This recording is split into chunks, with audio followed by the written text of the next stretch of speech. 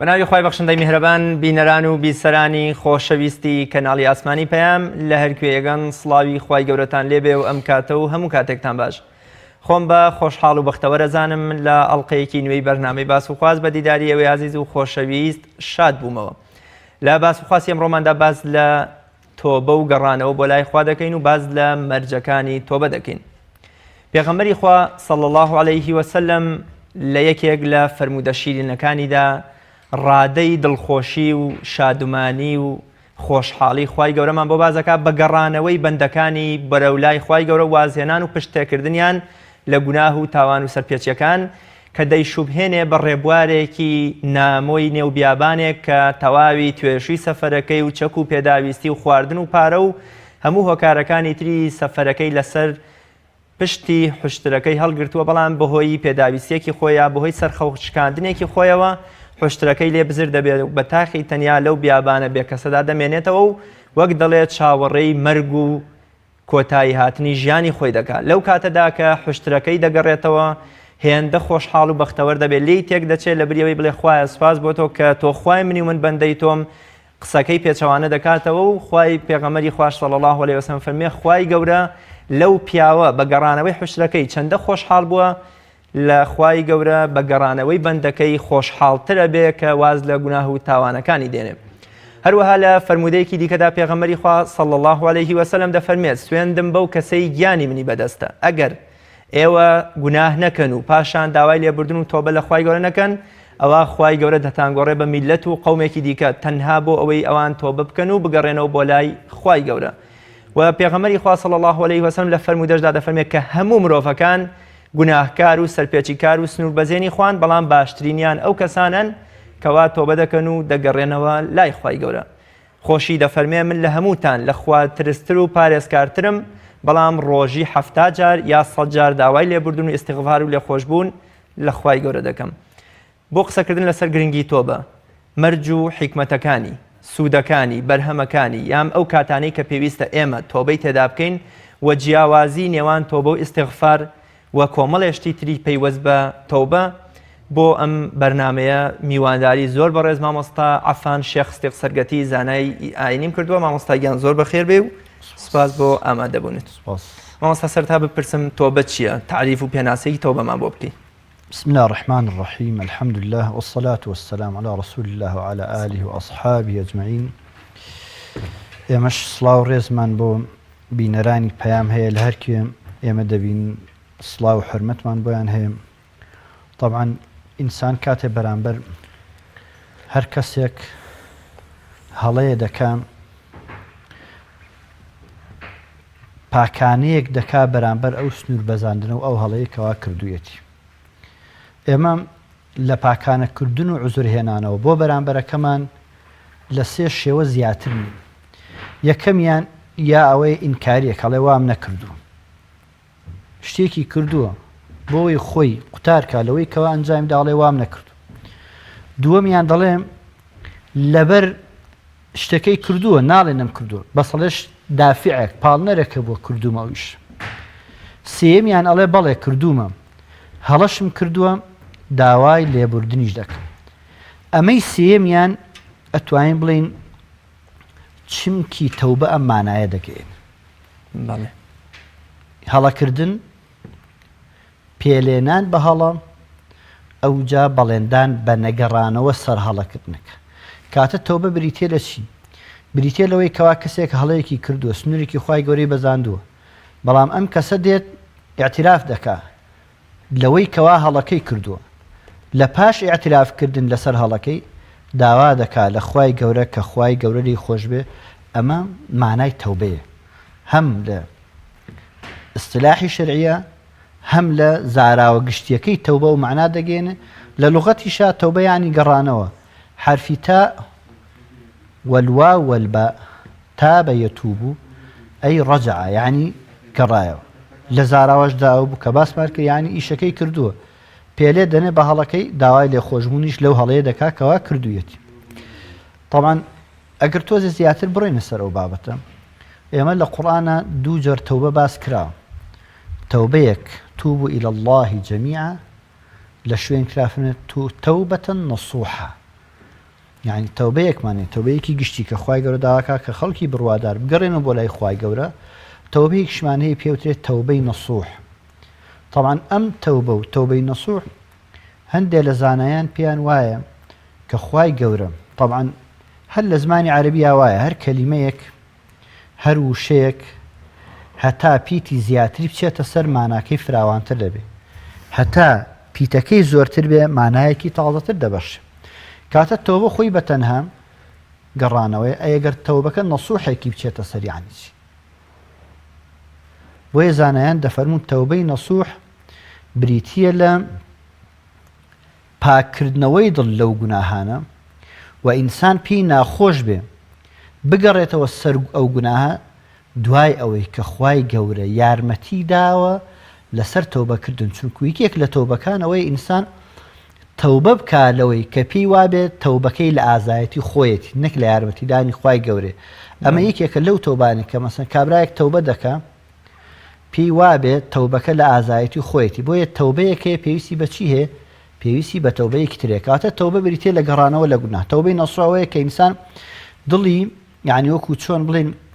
ئەگەر ئاوا ئەگەر ئەم تەشبیهە وابێ ئێمە پەرداخێکمان هەبێ ئاوێکی تێڕایین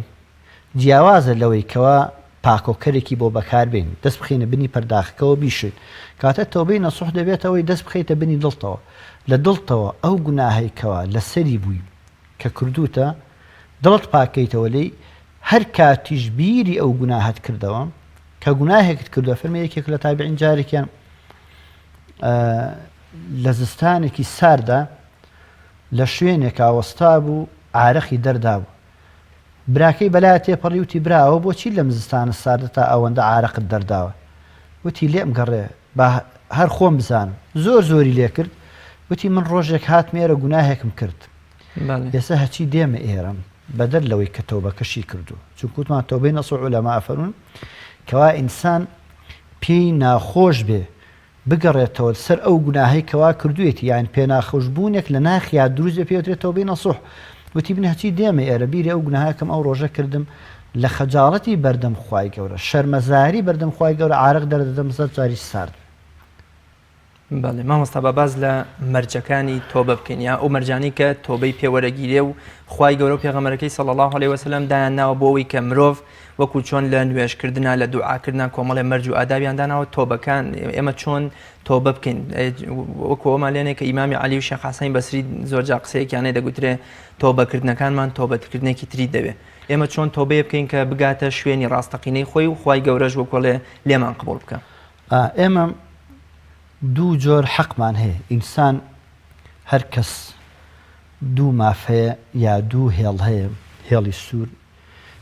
نابێ بیبەزێنن ئەگەر بەزاندیم گەڕانەوە تەوبەکردن لەو هێڵانە مارجی تایبەتی خۆی حەقێکەیە لە بینی عەبد و خوای گەورەدایە کابرایە نوێژ ناکە کابرایەک زەکات نادەم کابرایە حەج ناکە ئەمە جیاوازە لەوەی لەو کەسەی کەوا غەیبەتی فلان و فلانەکە جیاوازە لەوەی ئەو کەسەی کەوا بوختان بۆ فلان و فلان دەکا کەواتە هەر کام لەم بەزاندنی ئەم هێڵە سوورانە مەرجی تایبەتی خۆیانیان هەیە حەقێک لە بینی عەبد و خوای گەورەدایە حەقێکیش لە بینی ئینسان و ئینسانێکدایە ئەوەی کەوا لە بینی خوا و عەبددایە مەرجی خۆی هەیە ئەوەی لە بینی ئینسان و ئینسانێکە مەرجی خۆی هەیە ئەمە یەکەم دووەم هەندێک گوناه هەن هەندێک هەڵە و داکەوتن هەن لە نێوان عەبد و عەبدا هەڵە و داکەوتنێکە کەوا جاری وا هەیە ئەم کەسەی هەڵەیەکی کردووە شخصیەتی معنەوی ئەو کاسی لەکەدار کردووە هەیە شخصیەتی نا سەرۆت و سامانی ئەو کەسی بردووە کاتە هەر کام لەمانە بۆ خۆیان مەرجی تایبەتی خۆیان هەیە بۆیە پێشەوە بچینە سەر مەرجەکان ئەم قسەیە ئاوا بکەین بڵێن ئەوەی ئەمڕۆ خەڵک زمانی لەسەر ڕاهاتووە کەوا لە مەجلیسەکانە لە کۆڕ و کۆبنەوەکانە بە تایبەت زۆر بەداخەوەکە کەناڵەکانی ڕاگەیاندنی بیسرا و بینرا و تۆڕە کۆمەڵایەتیەکان بەبێ ڕەچاوکردن هیچ بەهایەک یعنی لەگەڵ ناڵێم هەمووی بە زۆری بەبێ ڕەچاوکردن هیچ بەهایەکی ئەخلاقی هیچ بەهایەکی پیشەیی دێت ئەوەی کەوا بیەوێ دەینووسێ ئەوەی بیەوێ دەیڵێ بەس لەبەر چی لەبەر ئەوەی هەندێک جار لە ناخی خۆیان ڕقێک و عەداوەتێک هەیە بەوە دەیمیرکێنێتەوە داوەکو قەوسێکەڵە کابراایەک جارێکیان زۆر نەخۆش بوو چوە لای حەکیم وتی حەکیم زۆر نەخۆش وتی تۆ ئیشت چییە وتی من شاعرم وتی لەم بینە هیچ شعرێکت نووسیوە وتی ئاوتی بۆ کێت خوێندێت وتی بۆ کچی دێ بۆم بخوێنەرەوە جارێک و دوو جار سێداوتی ئێستا چێنێتی زۆر مرتاح لە ناخیا بووەتە گرەیەک دەبوو ئەم شعریکەوە ئەم هۆنراوەی نووسیوە کەسێک گوێی بۆ بگرێ بیخوێنێتەوە کە کەسێک نەبوو گوێی بۆ بگرێ بۆتە گرەیەکی دەرونی ئەو کەسە لەبەرەوەی ئێستا بە بەیانکردنی ئەم هۆنراوەی لای حەکیمەکە گرە دەرونیەکەی ناوە زۆر ئاسوودەی چوە دەڕەوە لەبەری زۆر جار دەبینین بەبێ ڕەچاوکردنی پیشەیی بەبێ ڕەچاوکردنی یعنی زۆر جار دەبینی لە فەیسبووکە یا لە تویتەر یا لە ئینستاگرام یا هەر شوێنێکی تر دەبینی خەڵکێک بە ناوێکی خوازراوە ناوێکی نووسیوی تر لە خوارەوە بە ئارەزوی خۆش دەنووسێ نازانم خۆگێلکردنە یا هەر قەناعەتی وایە ئەگەر من و تۆ پێی نەزانین ئیتر خوای گەورەش پێی نازانین نەعوذ بالله ئەمە یەکێکە لەو هەڵانە کەواتە جاری وا هەیە ئینسان گوناهێک دەکات گوناهەکە لە بینی خۆی و خوای گەورەدایە بەڵام جاری وا هەیە گوناهێکە لە بینی خۆی و عەبدێکدایە ئەمەی لە بینی خۆی عەبدێکدایە جاری وا هەیە شخصیەتی کەسەکە لە کەدارەکە مەسەن کابرایە بوختانەکە بۆ کەسێک تۆمەتێکی ئەداتە پایەتی تۆمەتەکە مەسەن تۆمەتێکی ئەخلاقی بێت تۆمەتێکی سیاسی بێت تۆمەتێکی دارایی بێ یایە چیەکە مەسەلەن لە کەسێکەدا بەناحق یا کەسێک دەگرێت و زیندانی دەکا بەناحق یا ماڵی کەسێک دەخوا کاتە هەر کام لەمانە ئەمە ئەوە نییە کە کابرا هەر هات بڵێ خوایە تەوبەی تر خوای گەورە لێی گەڕێ چەندین ئاەتمان هەیە چەندین بەڵگەمان هەیە حەتتا لە قیامەتە کەیتر هەموو حسابی کتابێک کۆتایی پێ هاتوو دوو کەس هەردووکیان دەچنە بەهەشتەوە شوێنێک هەیە لە دوای هەموو حسابی کتابی ئەوترێ قنتەرە وێستگەیەکی کاتی کورتی بەردەم بەهەشتە دوو کەس هەندێک حەقیان بەسەر یەکەوە ماوە خوای گەورە دەفەرمێ بەوەی بە خاوەن حەقەکە لەم کەسە خۆش ئەبی من ئەو قەسرە بدەم بە تۆ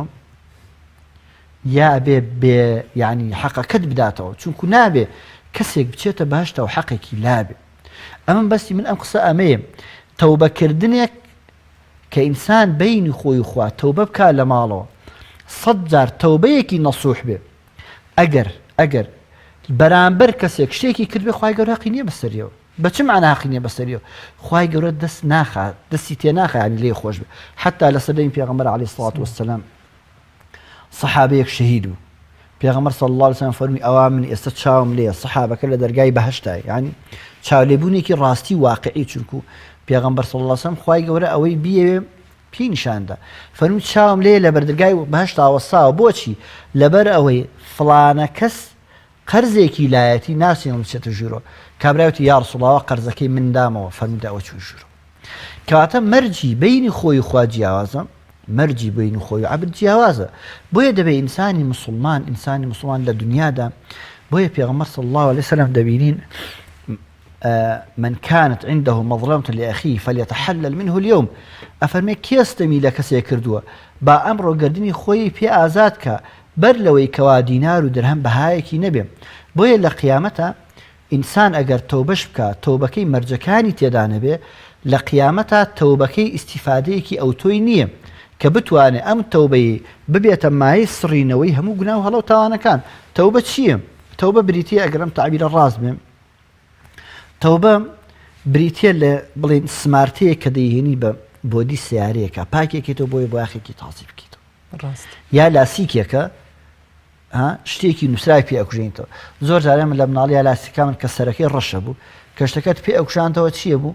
وەڕەکەی پیسترە کرد خۆ وەڕەکەی پاک نەکردو زۆر جار هەندێتەوە بەهێ وەڕەکە پیسترەکە داتی وەڕەکە پاکاتە بۆیە بەڕاستی ئینسانی موسڵمان دەبێت زۆر وریایانە عاقلانە ڕەچای ئەم شتانە بکە بەتابەت لە سەردەمێکا کەوا ئەم سەردەمی ئێمە سەردەمێکی فیتنەیە مەسەن لە سەردەمی کۆنا ئەگەر کەسێک باسی کەسێکی بکردایە پێچێت لە لادەیەکا لە 20 ماڵ 30 ماڵ زیاتر تێنە ئەپەڕی ئەو باسە بەس ئێستا بە هەناسەیەک لەم پەڕ و لەو پەڕی دنیا شتەکەت دەخوێنێتەوە شتەکەت دەبیسترێ یعنی ئەگەر بوختانێک بێ ئەگەر شتێکی خراپێ چۆن لە بەردەم خوادا 100 جارتەوە بەش بکەیت مەسەن زۆر جار دەبینیم کابرا ئەکاونتێکی لە فەیسبووکا کردوتەوە 1001 شتی خراپ بەرامبەر مسلمان دەڵێ دوای سێرەکەی ئەکاونتەکەی داخایت وازان بەم داخستنی ترخوای گەور لێ خۆش دەبێت کەواتە مەرجەکانی تەوبە ئەگەر وەکو خۆیان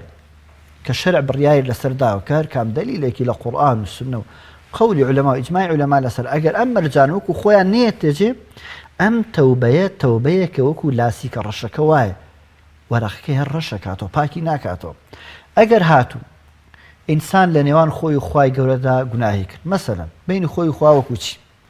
وەکەوەی کە نوێژی نەکردو وەکەوەی کە حەج ناکرد زەکات نادا ئەم کۆمەڵە گوناهانە کە تەنها پەیوەندیان بە شخصی ئینسانەوە لە بینی خۆی و خوای گەورەدا پەیوەندی بە بەرامبەرەوە نییە عولەما دەفەرمون ئەبێ سێ مەرجی تیابێ یەکەم دەبێ بە یەکجاری واز لەو گوناهە بێنێ یعنی کەسێک نوێژی نەکردو ئێستا تەوبە ئەکا نوێژ بکە ئەبێ دەست بەجێ تەوبەش یەکەم دەست بەجێ تەسویفی تیانی پەرم چی با بەیانی بێ دوو بەیانی بێ نا ئەمەی تیانی یەکەم ئەوەیە یەکجار واز لە نوێژ نەکردن بهێنە دووەم ئەوەیە کەوا بگری پەشیمان بێ لەسەر تەمەنی بەزایەچووی نوێژ نەکردنەکەی سێیەمیش ئەوەیە بڕیار بدا هەرگیز نەگەڕێتەوە سەر جا لێرەدا عولەما قسەیەکیان هەیە زۆر جوان ئێستا کەسێک گوناهێکی بینی خۆی و خوای گەورە کردو یعنی نوێژی نەکردو ئەم کەسە هاتووە تەوبەی کردووە یعنی چەند ساڵ بڵێن عمری 40 ساڵە لە 15 ساڵی تا 40 ساڵی 25 ساڵە نوێژی نەکردووە لە دوای 25 ساڵ کە نوێژ دەکا تەوبە دەکا ئەم تەوبەیە هەچی کردو هەمووی چیە بێ هەمووی دەسڕێتەوە چیەکە خوای گەورە بۆی ئەگۆڕێ بە چاکە بەڵام عولەما دەفەرمون ئەگەر ئەم کابرایە هاتوو لە تەوبەکردنیدا ماوەیە نوێژی کرد دوای ماوەی نوێژکردنەکەی ئەم کابرایە چووە سەر نوێژ نەکردن ئەم لەسەر نوێژ نەکردنی دوای نوێژکردنی بمرێ ئەم کابرا حکمی چی یعنی چی یعنی ئایا ئەم کابرایە واتە دوای دۆزینەوەی ڕێگەی هیدایەت گەڕاوەتەوە سەر ڕێگای کۆنی خۆی ئایا واکو چۆن یعنی ئێستا وەلای المەثل الأعلى بالله تەشبیه لەم مەسەلە کابرایەک هەر لە دنیایدا ئەگیرێت لەسەر تاوانە کەتنێکی کرد بە مادەیەک ئەم کابرایە حکم ئەدرێت حکمەکەی تەواو بێت دوای حکمەکەی دەبێتە کەسێکی بڵین باش سێرێکی کاکە لە پڕێکە کەتنێکی ترەکات دادگا چی ئەکا لە دادگا دەڵێن بڕۆن دۆسیە ئەم کابرای بێن مەلەفی ئەم کابرای بێن بزان ئەم کابرای چی کردو لە دادگا شەشتە کۆنەکانی بۆ دووبارەکەم ئەمە کابرایەکە چیە پێشنی خراپ عولەما دەفەرمون هەندێک لە عولەما ڕێیان وایە بە پێی حەدیثێک کەوا پێغەمبەر صلی الله عليه وسلم باسەکە ئەوەی کە ئەفەرمێ من ئەحسن في الإسلام لم يؤاخذ بما فعل في الجاهلية هەر کەس مسلمان بوو دینداریەکی باشی کرد لە سەردەمی کوفر و بێدینیە هەچی کردو خوای گەورە چاوپۆشی لێ دەکات یعنی بڵین لێپێچینەوەی لەسەر گوناهەکانی پێشوو ناکا بەڵام ومن أساء في الإسلام أخذ بالأول والآخر يعني كالهات توبەی کرد لە گوناهەکان ماوەیەک خەتێکی ڕێکی هەیە وەکو چۆن تەحتیتی دڵ ئەکەن ڕێک جوان لێدا سێرەکەی لە پرەکە بڵین تۆزێ بووەسە سێرێک خەتەکە چیە بێ خوار بێت دوای ڕاستە بێتەوە ئینسان ئەفەرمێ ئەگەر کە تەوبەی کرد لە دوای تەوبەکە گەڕایەوە سەر گوناهکردن ئەفەرمێ ئەم حەدیثە ئەفەرمێ حەدیثەکە صحیحە لە صحیحات و ئەفەرمێ ئەگەر هاتوو گەڕایەوە سەر گوناهەکە ئەوەڵ و ئاخری لەسەر حسابەکرێتەوە یعنی وەکو چۆن بڵێ دۆسیە کۆنەکەشی بۆ زیندووەکرێتەوە لەگەڵ تازەکە چیە بێ دەمجەکری ئەو بین ئاوا هەڵەگیرێت و هەموویە بێتە چی ئەمە ئەگەر هاتوو بینی خۆی و خوای گەورە بوو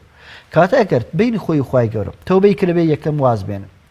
دووەم دەبێت لە کردنی پەشیمان بێ سێم بڕیار بدا نەگەڕێتەوە سەر زۆر باش ئەمە یەکەم ئەگەر هات لە بینی ئینسانەکان نابێت چی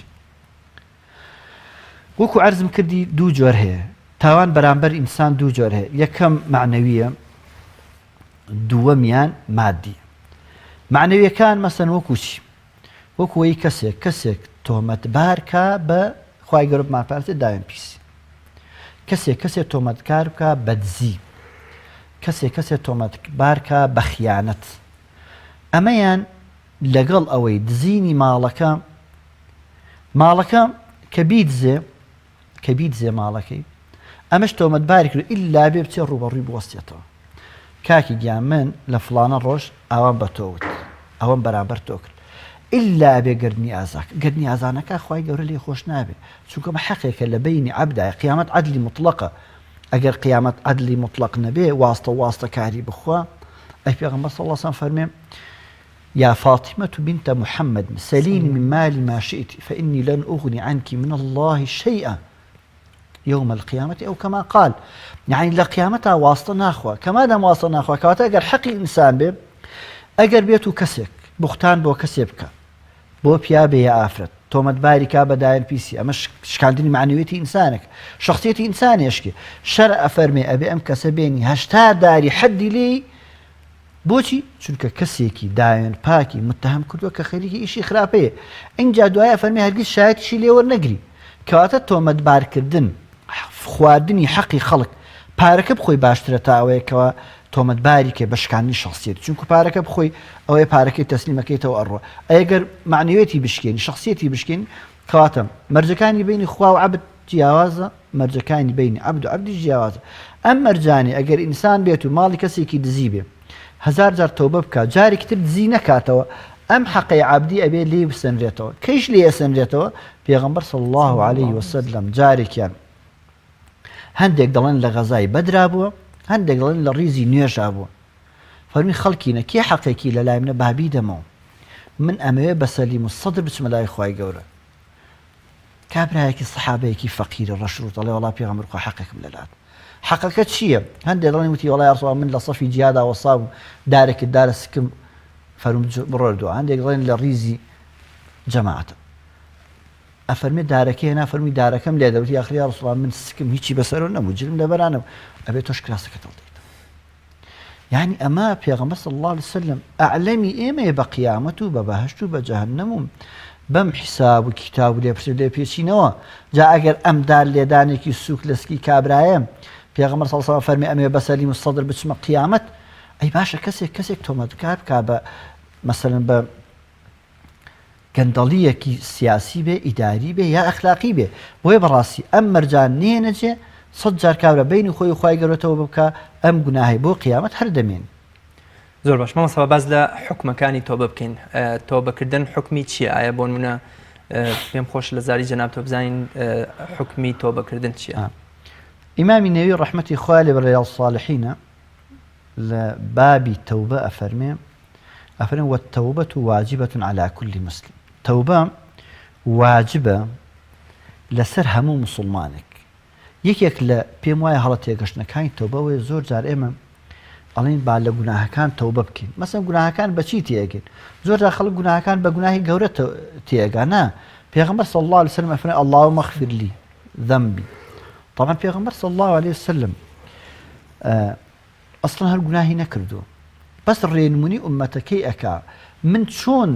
داوا بکەم لە خوای گەورە خوا لە گوناهم خۆش بێت تەوبە واجبە بیکەین ئاخر لە چ گوناهێک تەوبە واجبە بیکەین کام گوناهەیە ئەفەرمێ اللهم اغفر لي ذنبي كله ئەم كله یعنی چی یعنی سەروبەری بەڵام بۆ وردەکاری و تێگەشتن لە كله پێغەمبەر صلی الله عليه وسلم تەفسیریات ئەفەرمێ دقه جله أو جله وردو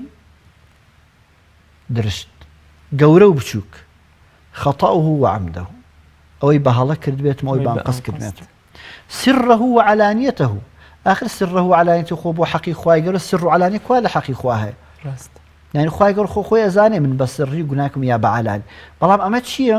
ئەمە ئەوەی ئینسان بابزانێ ئەگەر بە گوناهی لە سریشا گوناه بکە خوای گەورە لەسەری ئەژمار کردووە ئەوە نییە کە مەسەڵەن کاک خەڵک چاوی لێ نییە گوناهی کردووە قەی ناکە نا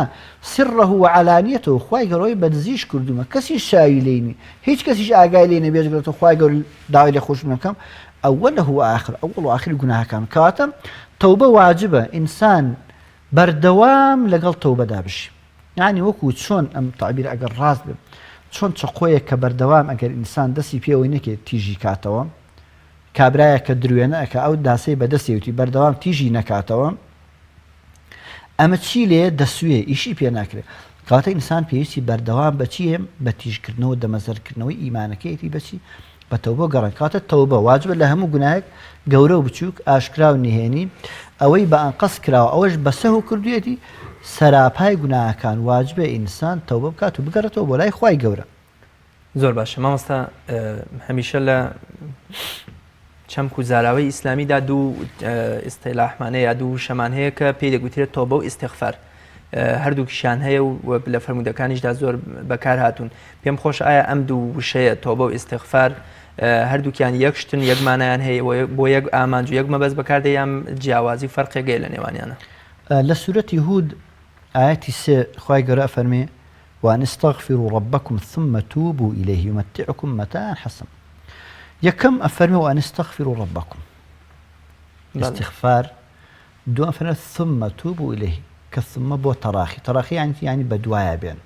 وكو تشون أجر أم بورن كنو إلى سلام آيات آوام على دست الصابون بقاو بيشو صابون شيليدا يعني يكم آي بياك دواي صابون كده علماء دفرمون استغفار و توبة دوو زاراون معنای جیایان هەیە. یان ئەگەر ئەم تعبیرە ئاوا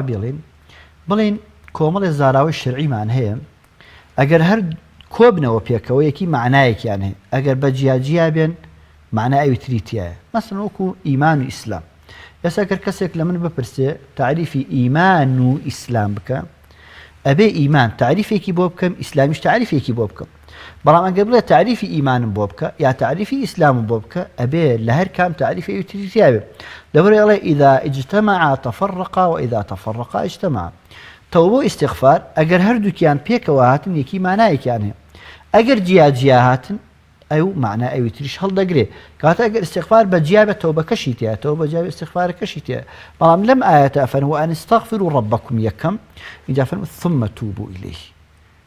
پاشان تەوبە بکەن. علماء دەفەرمون ئیستیغفار چییە؟ بریتیە لە داواکردنی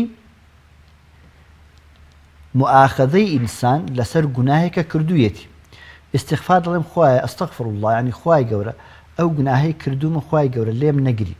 یا لەو گوناهەم چاوپۆشی لەو گوناهەم کەوا تۆڵەی ئەو گوناهەم لێ نەکەیتەوە. ئەی تۆبەکە یان چی؟ یعنی دەست هەڵگرتن لە گوناه و بڕیار نەدان لەسەر گەڕانەوە سەر کاتە ئیستیغفار بریتێ لە چی؟ بریتێ لە داواکردن لە خوای گەورە کە مەغفیرەت داپۆشینی گوناهەکەم بێ ئەو جا تەوبەکەش ئەوەیە کەوا بڕیار ئەدەم کە خوای گەورە گوناهەکەم بۆ تاپۆشی کە داوای لێ یەکەم بۆم داپۆشێ بڕیاریش دەم نەگەڕێمەوە سەر ئەو گوناهەی کەوا کردوومە. زۆر باشە مامۆستا زۆر جار خەڵکێکی زۆر وازان تەنها مرۆڤ تاوانبارەکان و مرۆڤ خراپەکان هەمیشە پێویستیان بە تۆبەیە و تۆبەش تەنها بۆ گەڕانەوە و دەستگرتنی ئەوانە. با بزانین لە سیرە و ژیانی پێغەمبەرانی خوا کە پاکترین و بەڕێزترین پیاوانی خوا بوون لەسەر زەوی تۆبە تا چەند ئامادەی تیابوو یان تا چەند پێغەمبەران چەکی تۆبەیان بەکارهێناوە بۆ خۆنزیکردنەوە لە خوای گەورە. ئەو نمونەیە کە لە پێشەکە ئاماژەمان پێدا کە پێغەمبەری خوا فەرمێ من لە هەمووتان پاکتر و پارێزکارتر و لە خواترسترن بەڵام لە هەمووشتان لەوە چێ زیاتر تۆبە و ئیستیغفار ئەکەم. ینی بۆ منە ڕۆژانی ئاسایی پێغەمبەر صلی الله علیه و سلم بەلانی کەمەوە 70 بۆ 100 جار تۆبەی کردووە. با بزانین تۆبە لە ژیان و حزوری پێغەمبەراندا چۆن بۆ چۆن سوودیان لێ بینیوە. طبعا پێغەمبەران عەلەیهیمۇ الصەلاة وەسسەلام بە لە یەکەمەوە تا کۆتا لە نوحەوە عەلەیهی السەلام کە یەکەم ڕەسوولە لەسەر زەوی تا محەممەد صلی الله عليه وسلم کە کۆتا ڕەسوول و کۆتا نەبیە لەسەر زەویە هەر کام لەو پێغەمبەران عەلەیهیمۇ الصەلاة وەسسەلام ئوسوەیەکی عەمەلی بوون بۆ شوێن کەوتوانی خۆیان. بەو معنایە هەر پێغەمبەرێ عەلەیهی الصەلاة وەسسەلام ویستی بێتی شتێک فێری ئومەتەکەی کە نەهاتووە لە ڕێ زۆر و زەبر و زەنگەوە فێری بکە بەڵکو لە ڕێی مەنتیق و عەقڵەوە فێری کردو. دوای ئەوەی کە لە خۆیدا ئەوەی بڕیارداوە کەوا بکات چەسپید یعنی چەسپاندوویەتی ئەو ڕاستیە ئەو جا هاتووە بە تابعین و شوێن کەوتوەکانی خۆی وتووە. ئیبراهیم پێغەمبەر کاتێکەوە بینای کەعبە دەگا لەگەڵ ئیسماعیل پێغەمبەرە لە دوای ئەو دوعایە ربنا تقبل منا ئەفەرمێ وتوب علينا.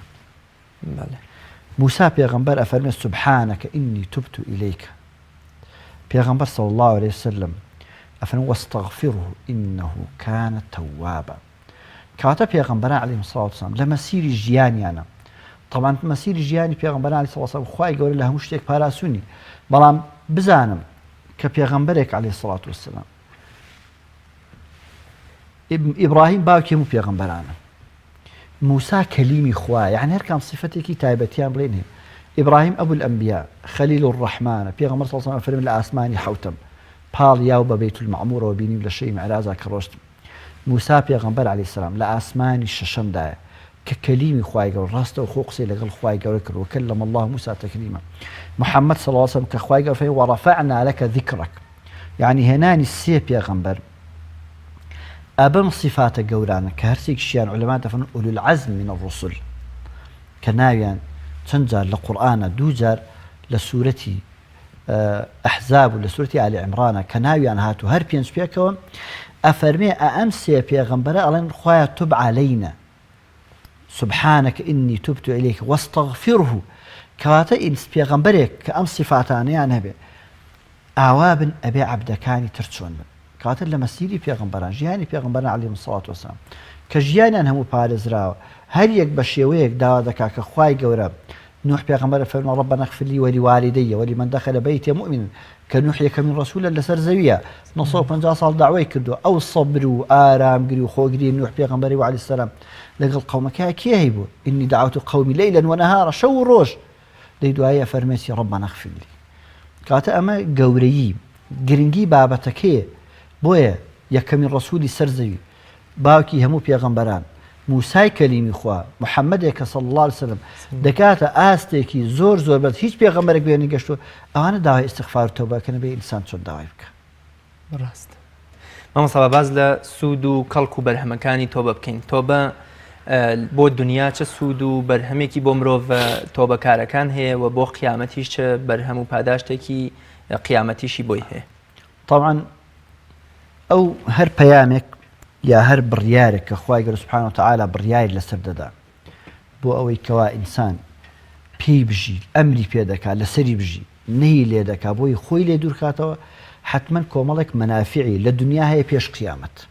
لە دنیادا کۆمەڵێ مەنافعی هەیە پێش قیامەت یعنی خوای گەورە کە ئەمر دەکا کە ئێمە تەوبە و ئیستیغفار بکەین پێغەمبەر صلی الله علیه وسلم ڕۆژانە بڵێن 70 بۆ 100 جار تەوبە ئیستیغفار دەکا سەحابەکان فەرمی ابن مسعود فەرمی جارە لە مەجلیسێکا دەمانژمار زیاتر لە 70 جار فەرمووە ئەستەغفر الله وأتوب إليه لە مەجلیسێکا لە دانیشتنێکە کاتە ئەم تەوبە و ئیستیغفارە کە قورئان ئەمری کردووە پێغەمبەر صلی الله علیه وسلم لە ژیانی عەمەلی خۆیان ئەنجامی داوە کۆمەڵێ سوود و مەنافعی لە دنیادا هەیە پێش قیامەت یعنی عەبدەکە لە دنیادا ثەمەرێکی زوویی وەردەگرێ ئەوجا ثەمەرە گەورەکەش بۆ قیامەت بەجێدەڵ یەکێک لەوانە خوای گەورە فەرمێ وأن استغفروا ربكم ثم توبوا إليه يمتعكم متاعا حسنا يعني خواي گەورە ناز و نعمتێکی فراوانتان پێ دەبەخشێ طبعا متاعا حسنا متاعا نەکیرەیە يعني ئەوەی مەتاعی يعني شتێک سوودێکی چاک بێ خوای گەورە بە مطلقی و بەڕەهایی پێ دەبەخشێ یەکێکتر ئەوەیەکەوە باران بەلێزمە دەبارێنێ ماڵ و سەروەت زیاد دەبێ بەخشینی مناڵ و وەچە زۆر دەبێ باخ و ڕووبارەکان زۆر دەبن ئەوە تا نوح پێغەمبەرە فەرمێ وقلت استغفروا ربكم إنه كان غفارا يرسل السماء عليكم مدرارا تا آخری ئەو سێ ئاەتەی کەوا خوای گەورە باس لە بەرووبوومەکانی ئیستیغفار و تەوبە ئەکا ئەگەر ئینسان ئیستیغفار و تەوبەی بەو مەرجان و بەو شەرتانی کە باسمان کرد تەوبە بکا خوای گەورە ئەو نیعمەتانی پێ دەبەخشێ یەکێکتر لە نیعمەتە گەورەکانی تەوبە چییە ئەوەیە کە دائیمەن زۆر جار دەبینی کەسێک ئەگەر مەنسەبێکی دنیایی بووە دوور بێت لە ڕووی جەنابەت و بیسەرە ماستاوەکە بۆ کەسە بۆی لێ نزیک بێتەوە شتێکا بۆی دڵی ئەو کەسی پێ خۆش بێت تا شتێکی باتێ دەی خوای گەورە فەرمێ یحب التەوابین خوای گەورە تەوبەکارانی خۆش دەوێت جا چییە لەمە گەورەتر کە کابرایە کەسێک بێتە خۆشەویستی خوای گەورە چ فەزڵ و چی گەورەی و شەرەفێکەیە لەوە زیاتر بێت یەکێکتر ئەوەیە کەوا تەوبەکردن بریتێ لە جێبەجێکردنی ئەمری خوای گەورە یەکێکتر ئەوەیە کەوا تەوبە دەبێتە هۆی مایەی پاککردنەوەی دڵ پێغەمبەر صلی الله علیه و سلم لە حەدیثێکی درێژ ئەفەرمێ قسە دەکەیمە هەر ئەمەیە ئەفەرمێ ئینسان کە گوناهی کرد خاڵێکی ڕەش لەسەر دڵی ئەنووسێ کە تەوبەی کرد خاڵە ڕەشەکە چییە پاکە بێتەوە ئەمە کە ئەفەرمێ خاڵە ڕەشەکە پاکە بێتەوە کاتە تەوبەکردن بەرووبوومەکەی قیامەت یعنی چی یعنی گەڕانەوە بۆ لای خوای گەورە بەبێ بوونی خاڵی ڕەش لە نامەی ئەعمالی دەی کەسێکیش بگەڕێتەوە لای خوای گەورە خاڵی ڕەش لە ئەعمالیان نەبێ یعنی چی یعنی بەیەک و دووە چێتە باشتر کاتە بێجگە لە دنیا سەمەرەکەشی لە قیامەتایە بەس لە دنیا خوای گەورە کۆمەڵێ سەمەرەدا بە ئینسان کۆمەڵێ دەرئەنجامی تەوبەکردن دەدا بە کابرای تەوبەکار بۆەوەی دڵی لە دنیاشتا پێی خۆش بە اینجا لێ گەڕێ بۆ قیامەتەکەی کە کابرا ئەگەر بە پەڕەیەکی سپی بچێتە قیامەتەوە ئەبێ ئەو کابرای لای خوای گەورە چەند بەڕێز و بە حورمەت بێ. زۆر باش مامۆستا پێچێ زۆر جار خەڵک بپرسێ من پێویستە لە چی تۆبە بکەم ینی زۆر جار مرۆڤ پێی وایە تەنها لە تاوانە گەورەکان و لە کۆمەڵێ بۆ منە جنێودان و کوفر و ئەم شتانە پێویستە تەنها تۆبە بکە بەڵام سەرلەبەری ژیانمان ڕۆژانە ئێمە بۆ منە بەهۆی درامایەکەوە پێوەچێت تووشی گوناه بین لە مەجلیسێکە دانیشین بەس بۆ ڕازاندنەوەیان بەردەوامیدا بە مەجلیسەکە تووشی غەیبە دەبین زۆر جار لەگەڵ دراوسێکەمانە جۆرێ لە گوناهیان بۆ منە کەم تەرخەمی لە ئاست ئەو دراوسێتیا هەیەک ئەمانش کۆمەڵێشتن ئایا ئەمانەش هەر پێویستیان بە تۆبەکردن هەیەیان پێویستە مرۆڤ ئەو شتانە چینکە پێویستە لە بارەیان و تۆبە بکە تەنانەت نەک گوناهکردن لە زایدانی کاتەکانە پێویستی بە تۆبەیە یەکێ لەو شتانی کە لە ئینسان یعنی یەکەم بەهای کات لای ئینسانی مسلمانە بێت چی کات لای ئینسان ئەبێ ئەوەندە گەورە بێ کە خوا بە گەورە باسیەکە فەرمووی وەالعەسر سوێن خواردن بە عەسر یعنی چی یعنی خوای گەورە سوبحانەهو وتەعالا پێغەمبەر صلی الله علیه وسلم کە سوێن دەخۆن یەکەم خوای گەورە بۆی هەیە سوێن بە هەرچی بخوا هەر چۆن بیخوا عەبد بۆی نییە بەڵێ خوا بۆچی سوێن بە شتە خوا منیش پێ بخۆم بابێکی عەقیدەیە و لەو مگەڕ بەس ئەم مقەدیمەیە بەس خوای گەورە سوبحانەهو وتەعالا یا پێغەمبەر صلی الله علیه وسلم سوێنیان لەسەر هەر شتێ خوارد نیشانەی گەورەی و گرنگی ئەو شتێ کاتە دەبێ ئینسانی مسلمان زۆر گرنگی پێ بدە یەکەم والعصر والضحى والفجر والليل إذا يغشى ئەمەی کە خوای گەورە سوێندی پێخوا یعنی ئەم شتە زۆر گەورە گرنگە کاتە بێ ئینسانی مسلمان بە ئەندازەی گەورەی گرنگی پێ بدە هەر کات بە ئەندازەی گەورەی ئەم شتە گرنگی پێ نەدا کاتە کەم تەرخەم بۆ بەرامبەر بە گەورە ڕاگرتن و گەورە دانانی ئەو شتانە بۆی پێویستی بە چییە پێویستی بە تەوبەیە گەورە ڕاگرتنی دروشمەکانی خوای نیشانی تەقوای دڵەکانە کاتە ئەگەر کەسێک دروشمەکانی خوای گەورە ڕانەکرد ئاسایی بوو سنوورەکانی خوای گەورە ببەزێنێ بابزانێت تەقوا لە دڵەکەیە دابەزیەوە باڵانسی تەقوای دابەزی پێویستە بە تەوبە دووبارە چی بکات شەحنی بکاتەوە بۆیە تەوبەکردن تەنها ئەوە نیە ئینسان مەسەلەن گوناهی کرد بە حتى پێغەمبەر صلی الله عليه وسلم ئەفەرمێت لن تزول یا لا تزول قدما عبد يوم القيامة حتى يسأل عن أربع لە قیامەتە ئینسان لە بەردەم خوادا هەنگاو نانێ پێ هەڵناگرێم تا پرسیایی لەسەر چوارش لێ نەکرێت یەکەمیان تەمەنیەتی دووەمیان لاویەتی تەمەنی بەعام دووەمیشیان گەنجی چی لە کرد کاتە تەمەن ئەوەندە گرنگە خوای گەورە سوبحانەهو وتەعالا لە قیامەتە نایەڵێ ئینسان هەنگاو بنێ هەتا پرسیار لە تەمەنەکەی نەکرد دەکاتە هەر کەس کەم تەرخەمی بەرامبەر ئەم تەمەنەی کرد ئەبێ دەست بەجێ تەوبە بکە زۆر جا ئینسانی وا هەیە ئەبێت تەوبە لەسەر تەوبەکەی بکە یا جاری وا دەبێ ئینسان بەرامبەر عیبادەتێک کەم تەرخەمە خۆشەرتەوە نی ئینسان مەسەلەن گوناهی کرد تەوبە بکە ئەی باشە ئەگەر بانگێکی یا کابرا لاوبالی بوو بەرامبەر بانگ بەرامبەر نوێژ تۆزێکی ئەبێت تەوبە لەسەر ئەمانە بکە بۆیە بەڕاستی ئینسانی مسلمان وەکو حەدیثەکەی خوێنمانەوە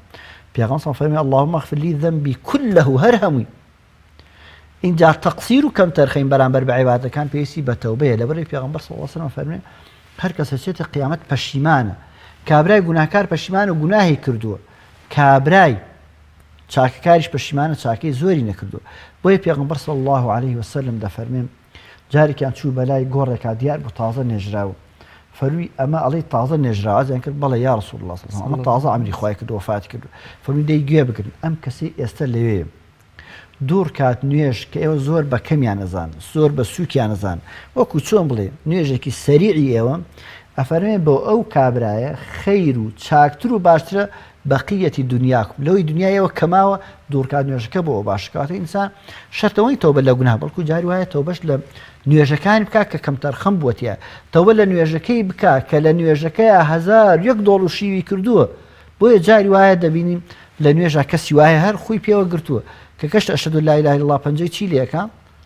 دەجوڵێنێ سیرەکەی $1000 شیوی کردووە لێ ئەلحەمد دەخوێنێ کەی بیرەکەوێتەوە وەڵا لە نوێژەکە ئەم پەنجەی نەجوڵاندووە بە جوڵاندنەکەی بیرێکی کاتە پێویستی تەوبە بکات لەو نوێژەی کە کردوویەتی جارێکی نوێژەکەی چاکتر کە کاتەوە بارەوە نییە لەسەر گوناه بیکە بەڵکو زۆر جاریش دەبێت لە تەوبە لەسەر عیبادەتەکان بکەین کە کەمتر خەم بووین بەرامبەر بە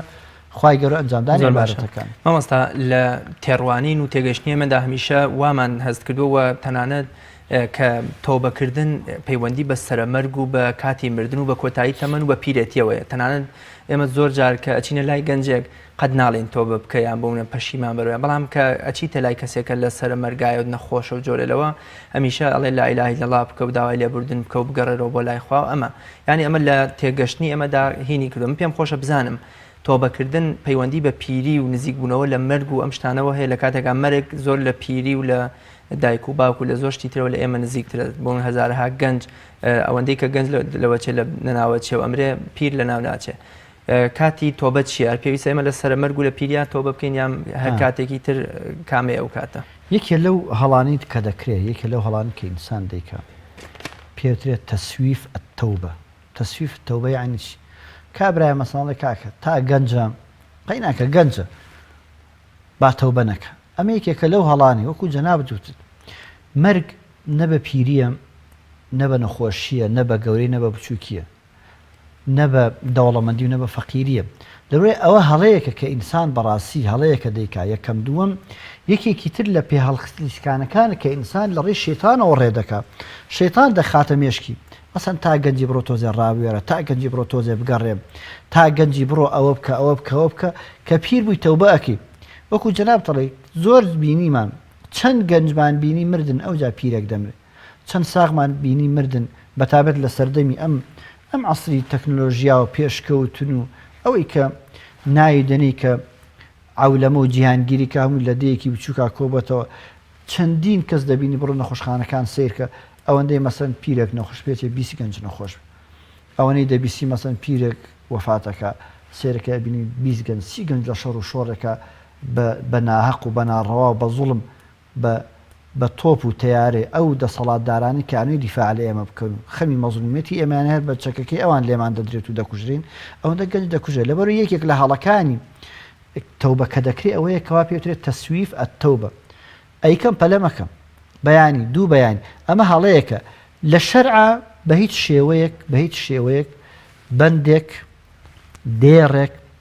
هوشەیەک نییە بڵێ تەوبە بۆ پیر دانراوە بڵێ تەوبە بۆ تەمەنی کۆتایی دانراوە بەڵکو تەوبە وەکوی مای نوێ عەزم کردی ئەفەرمم واجبە لە هەموو تەمەنێکە لە هەموو کاتێکا بۆ هەموو کەس بەبێ ئیستیسنا پیا و ئافرەت گەنج و پیر لەوەیەوە هەڵەیەکە ئێمە دەیکەین. یەکەم دووەمیش بەگوێکردنی شەیتانە کورە مەیکە پیرەبی یعنی زۆر جار دەبینی ئینسانی گەنج تا تاقە و توانای هەیە لە ڕێیەکی خراپە سەرفیەکە کە تاقە و توانای نەما ئەڵێ کورە لە پیریا ئەچیتە مزگەوتەوە. لەبەر ئێمە هەڵەیەکە یکەین نەک لە بوعدێکی شەرعینە بە هیچ شێوەیەک ڕەهەندێکی شەرعی نیە. ئەمە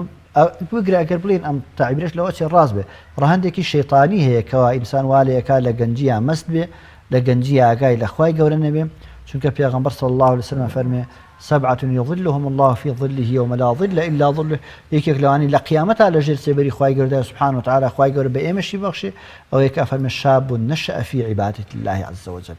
گەنجێکە بە گەنجێتی مسلمان بوو بێ کاتە نافەرمێ پیرێک بە پیرێتی دینداری کردن. ئەمە خۆ بەڵگە نییە بڵێن کەسی پیر ناچێتە ژێر عەرشی خوا مەبەست ئەوە نییە مەبەست ئەسلی تەمەنەکەیە فەرمێ شاب نشأ في عبادة الله عز وجل. گەنجێک لە گەنجێتی کەواتە دینداری کردن زۆر جار ئەبیسی ئەوەی ئەچێن بۆ حەج کێنەوە نیە ئەڵێ وەڵڵای حەج هەر لە گەنجوان کە تاقە و توانایەکی دەبرێم تەسویفی تەوبە یەکێک لەو هەڵانی کەوا ئێمە دەیکەین ئومێدەوارین ئینشاءڵڵا بگەڕێنەوە لەو هەڵەیە وازی لێبێن. زۆر باش مامۆستا لەبارەی تەوبەوە کۆتا قسە و سەرنجی جەنابەت چیە شتێک من نەمپرسی بێ و پێویست بکات جەنابەت ئاماژەی پێ بکەیت ئەگەر کاتەکەی مابێم باڵێ تەوبەکردن و ئیستیغفارکردن لە هەموو کاتێکا دەبێ بەڵام لە هەندێک کاتە تایبەتی خۆی هەیە هەر کاتۆ دوعا بکەی گونجاوە بەڵام لە هەندێک کاتا گونجاوترە. یەکێک لەو کاتانی کەوا ئیستیغفار و تەوبەکردن گرنگی پێدراوە لە قورئانە باسی ئەهلی بەهەشتەکە ئەوانەی کە لە بەهەشتا ئەفەرمێتی ئەفەرمێ وبالأسحار هم يستغفرون لە کاتی بەرەبەیاندا خەریکی ئیستیغفارن. یەکێکی تر لە کاتەکانەوەیە لە دوای هەموو نوێژێکەوە پێغەمبەر صلی الله علیه و سلم فەرمێ 3 جار بڵێن ئەستەغفر الله. یەکێکی تر ئەوەیە کەوا لە سەیەکی کۆتایی شەودا حەدیثێکی صحیحە هەیە فەرمێ پێغەمبەر صلی الله علیه و سلم فەرمێ خوای گەورە سبحانه وتعالى کاتێ سەیەکی کۆتایی شەو دەمێنێ دابەزێتە سەر ئاسمانی دنیا دابەزینێک کە شایستە و شیای خوای گەورە سبحانه وتعالى ئەفەرمێ حەدیثەکە ئەفەرمێ هل من مستغفر فأغفر له لە ڕیوایەتێکە ئەفەرمێ هل من تائب فأتوب عليه کەواتە تەوبە و ئیستیغفار هەموو کاتەکان کاتێتی لە ئێستەوە هەتا سبەیری ئەم کاتە بەڵام کۆمەڵێک کاتەیە تایبەتمەندی خۆی هەیە کۆمەڵە شوێن هەیە تایبەتمەندی خۆی هەیە بۆیە بەڕاستی ئینسانی مسلمان هەوڵ بدام لەو کاتە زێڕینانە لە دەستی نەدا زۆر جار مەسەڵەن دەڵێ لە ڕیکلامی بازرگانی لە کەناڵەکانی ڕاگەیاندن ئەم ڕیکلامی دەکرێەوە زیاتر شاردا بەسەوەی من بیست بێتم هەندێک کات پێوترێ کاتی زێڕین بەهای ڕیکلامەکە لەوێ زیاترە تا لە کاتێکی تر خۆ ڕیکلامەکە هەر یەک شتە هەر یەک کەسەی خوێنێتەوە هەر یەک نەمەت و یەک شێوەیە هەیە بەڵام کاتەکە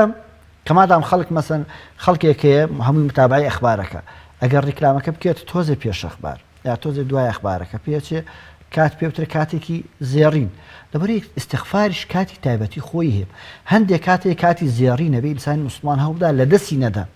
مەسەڵەن وەکو عەرزم کردی کاتی بەرەبەیان پێش نوێژی بەیان کاتێک لەسەر سێ شەونێ دوای نوێژەکانی دوای نوێژە فەرزەکان یا دوای شەو نوێژ یا لە کاتێکا لە مەجلیسێکە دانی زۆر کات مەجلیسەکانمان چییە مەجلیسەکانمان لەگەڵ حورمەتمان زۆر کەم هەیە مەجلیسێکی شەرعی بێ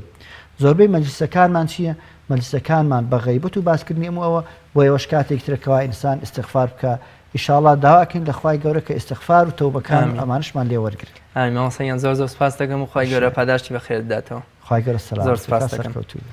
عاریف و خواناسی کورد مەحوی لەبارەی تۆبە و لێخۆشبوونی خوایەوە دەفەرمێت چ خۆشە بەم هەموو عیسیانەوە بمبەخشی یا ڕەب ببەخشە بگرە دۆزەخ خۆڵەمێشی کەم بوو یەک مسقاڵ بینەرانی بەڕێز و خۆشەویست تا بە گەیشتنەوەیەکی تر بە خوای گەورە مێربانتان ئەسپێرم خواتان لەگەڵ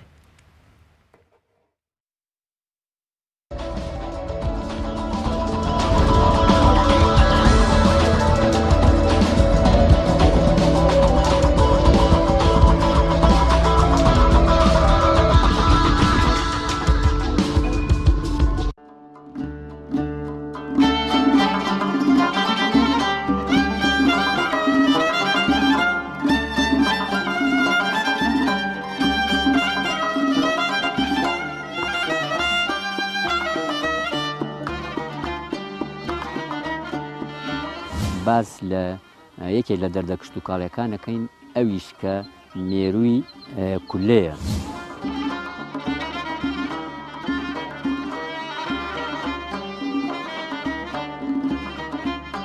بڕی ئەو گەرایەش کە دای ئەنێ لە ڕاستیا لە بینی 90 هەتاکو 150 گەرادا ئەنێ.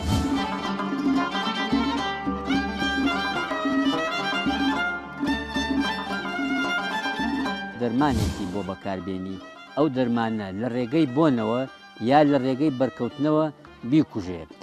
چونکە لەو وەختانە ناسکە و زوو لە ناو ئەچێت.